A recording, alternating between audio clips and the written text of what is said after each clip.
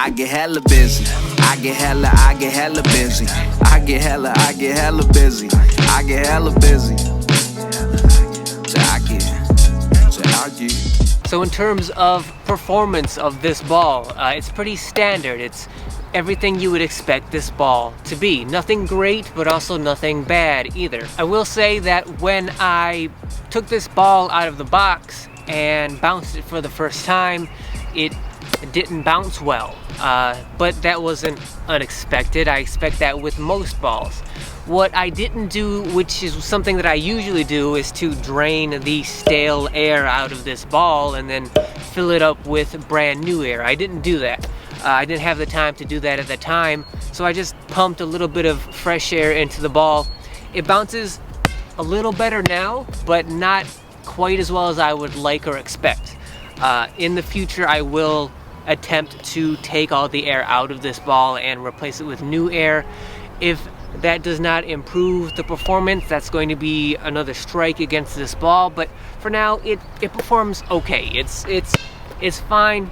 I could use it in a game competitive situation right now if I had to, and I think it would perform as well as I would need it to.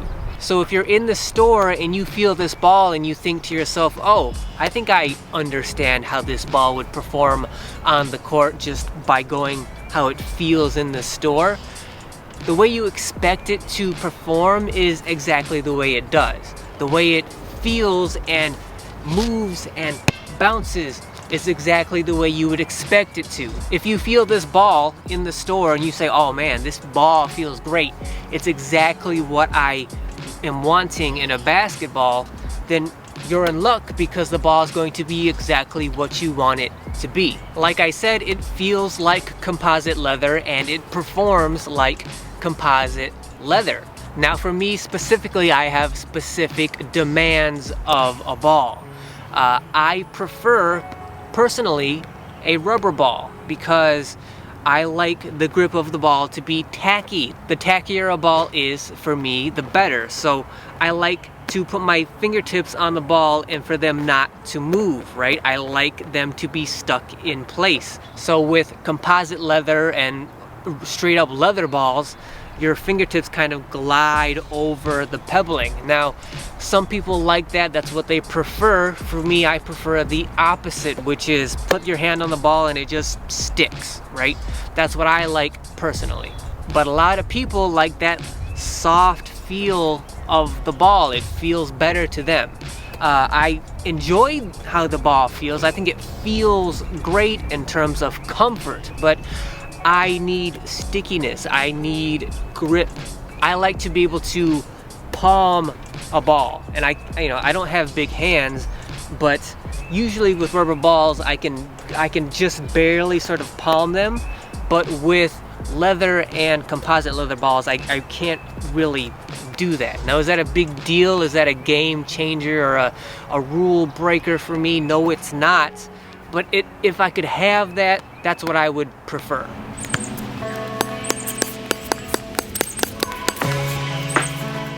The reason I prefer the tackiness of a rubber ball over a composite leather ball is because the good thing about composite leather is because it's softer, right? You get more of a spin in your hand while you're dribbling, and that spin in your hand allows you to survey the floor without having to pick up and hold your dribble. So while you're dribbling and the ball's coming up, you can allow the ball to spin in your hand as the ball's rising, right? So that you can survey the floor while the ball is still in your hand and your dribble is still alive. Softer balls, composite leather balls, are great for being able to do that.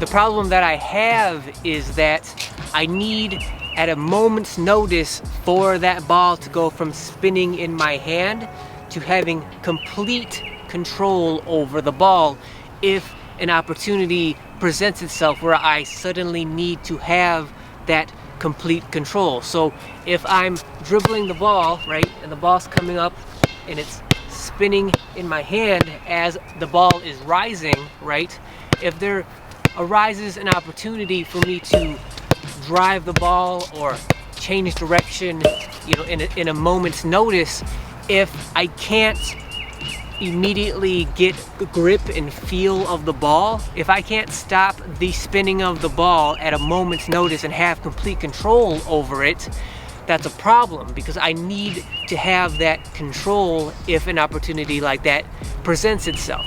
And because composite leather balls are softer and a little more slipperier, it's harder to get that control. But when an opportunity presents itself to either change direction or accelerate immediately, right here, right now, you need to have the ball to go from kind of spinning on the palm of your hand to getting your fingertips on the ball so that you can then change direction and have complete control over the ball. With composite leather balls, because they are softer, because they are a little more slippery, you can't immediately do that as quickly as I would like or need to do. Now, that's not a fault of the ball by any means. It's just something personally, it's a need that I have that composite leather balls don't really allow me to have. So while this ball feels great, and while it performs exactly the way I expect it to perform, just for me personally, it's not what I personally need. I could use it, I could compete with it, and I could compensate my game for the fact that it is composite leather and it is a little more slippery than I prefer, but I would rather have a tackier ball in my possession if that were an option that I had. Also, there is something to be said about a possible break-in period, right? So I've only had this ball for a little over a week.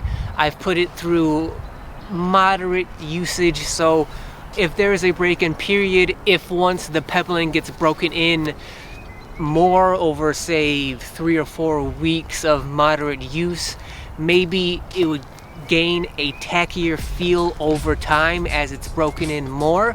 Because of my 2+ decades of using balls and breaking them in, and just knowing and experiencing how long it takes to break in multiple balls, I doubt that this ball's texture and pebbling are going to get tackier over time.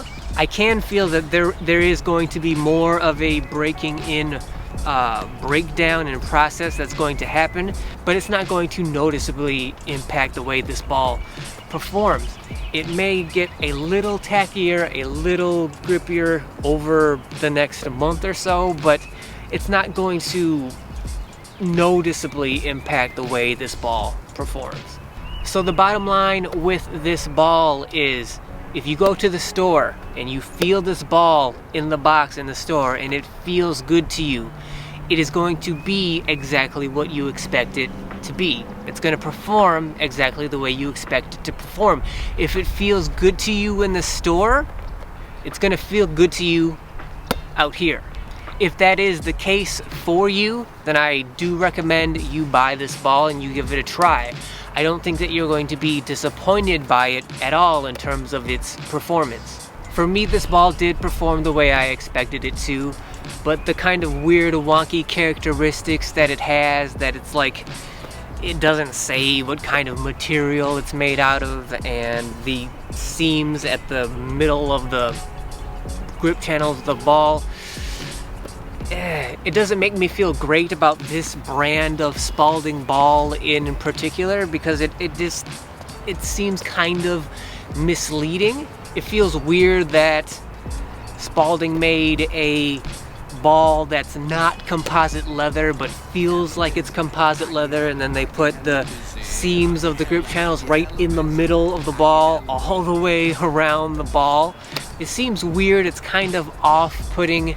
It doesn't really hurt the performance of the ball. It just kind of throws me off a little bit. But if you're at the store and you feel this ball and it feels like exactly what you're looking for, I would say definitely take that step, buy this ball.